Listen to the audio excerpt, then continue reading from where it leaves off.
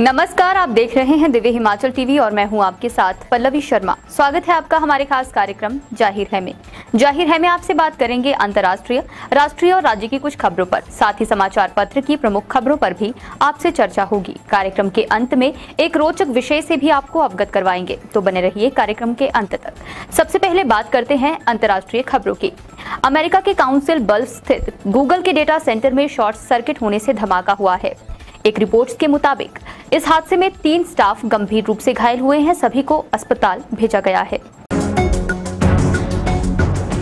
America शुरुआत से ही Ukraine रूस युद्ध में यूक्रेन के साथ खड़ा है। वॉशिंगटन में अब तक की हथियारों की सबसे बड़ी खेप भी यूक्रेन भेजी जा रही है। बाइडेन प्रशासन ने सोमवार को इसकी जानकारी देते हुए कहा कि वह यूक्रेन को अभी तक की हथियारों की अपनी सबसे बड़ी खेप की सीधी डिलीवरी कर रहा है। इसके साथ ही यूक्रेन निर्णायक जवाबी कार्रवाई की भी तैयारी कर रहा है। पूर्व अमेरिकी राष्ट्रपति डोनाल्ड ट्रंप ने सोमवार को दावा किया था कि फ्लोरिडा स्थित उनके मारे-लोगो आवास पर FBI एजेंटों द्वारा छापेमारी की गई है। उन्होंने इसे अपने खिलाफ साजिश करार दिया है। उन्होंने ट्रुथ सोशल नेटवर्क पर पोस्ट किए अपने बयान में कहा, ये हमारे राष्ट्र के लिए काला दिन है। और अब बात करते हैं राष्ट्रीय खबरों की।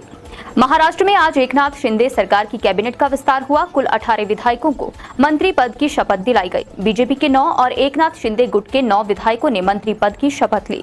महाराष्ट्र में सत्ता परिवर्तन के बाद 30 जून को एकनाथ शिंदे मुख्यमंत्री और देवेंद्र फडणवीस ने उप मुख्यमंत्री की शपथ ली थी। बैंकों ने फास्टैग के जरिए होने वाले टोल भुगतान के एवज में अपना मार्जिन बढ़ाने का दबाव बनाना शुरू कर दिया है। बैंकों ने राष्ट्रीय राजमार्ग प्राधिकरण को पत्र लिखकर फास्टैग प्रोजेक्ट मैनेजमेंट फीस बढ़ाने की बात कही है। कांग्रेस की तरफ से देश भर में भारत जोड़ो यात्रा शुरू करने का ऐलान किया गया है। ये सितंबर माह में कन्याकुमारी से शुरू होकर कश्मीर तक निकाली जाएगी, जिसमें राहुल गांधी समेत कांग्रेस के सभी बड़े नेता और कार्यकर्ता शामिल होंगे। अपने सफर में यह यात्रा 150 दिनों में 12 राज्यों और 2 केंद्र शासित प्रदेशों से होकर निकलेगी। अब बात करते हैं राज्य की प्रमुख खबरों की। हिमाचल प्रदेश में इस साल के अंत में होने वाले विधानसभा चुनाव के लिए अब कुछ ही महीने बचे हैं। ऐसे में सत्ताधारी बीजेपी अपने उम्मीदवारों के नाम तय करने से पहले निर्वाचन क्षेत्र वार उनके मूल्यांकन पर विचार कर रही है। खबर है कि पार्टी किसी भी संभावित सत्ता विरोधी लहर को रोकने के लिए आगामी विधानसभा चुनाव में बड़ी संख्या में नए चेहरों को आजमाने की योजना बना रही है। हिमाचल विधानसभा चुनावों से ठीक पहले कांग्रेस ने घोषणा पत्रों की झड़ी लगा दी है। कांग्रेस ने घोषणा की है, सरकार बनने के महज 10 दिन के भीतर छत्तीसगढ़ और राजस्थान की तर्ज पर ओल्ड पेंशन स्कीम को लागू किया जाएगा। हर महीने 300 यूनिट मुफ्त बिजली के साथ 18 से 60 वर्ष की आयु वर्ग की महिलाओं को हर माह 1500 रुपए की धनराशि दी जाएगी। हिमाचल प्रदेश के ऊना जिला के गांव खड्ड में स्थापित की गई फुटबॉल अकादमी के सकारात्मक परिणाम सामने आए हैं। पुरुष फुटबॉल खिलाड़ियों के बाद अब महिला फुटबॉल खिलाड़ियों का भी चयन देश के नामी और प्रोफेशनल फुटबॉल क्लबों के लिए किए जाने लगा है। हिमाचल प्रदेश के लिए गौरवपूर्ण क्षण उस वक्त आ गया जब ऊना की 4 फुटबॉल खिलाड़ियों प्रियंका दत्ता, प्रेरणा दत्ता, रिया शर्मा और मीनू दत्ता को केरल के डाउन बोस्टन फुटबॉल क्लब द्वारा अनुबंधित किया गया। अब नजर डालते हैं समाचार पत्र की प्रमुख खबरों पर।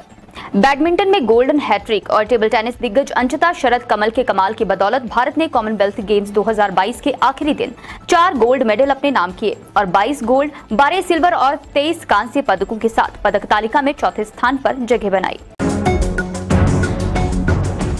हिमाचल में मानसून की बारिश का कहर लगातार जारी है। सोमवार को भारी बारिश के चलते हुए हादसे में 9 लोगों की मौत हो गई है।